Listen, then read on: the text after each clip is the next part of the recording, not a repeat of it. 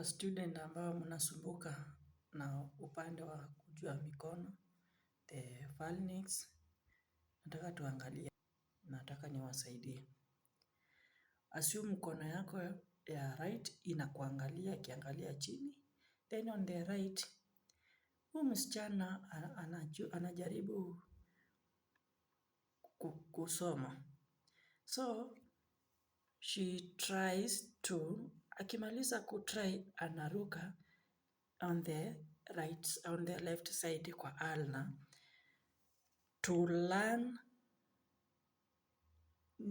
technical positions in a career. She tries to learn technical positions in a career. Then unakuja kwa right, there is only 2 bones. Then the third one unaingia ndani. So 1, 2 unaingia ndani. On the left there is always 3, una count 1, 2, 3, unaingia ndani 1, 2, 3. They are always 5. So in the right there is 3, 2 outside, you count 1, 2, then unaingia ndani. Then in the left side una count 1, 2, 3, unaingia ndani 1, 2. Then unasema there are always 1, 2, 3, 4, 5 metacarpal bones. Then in the thumb there is always proximal and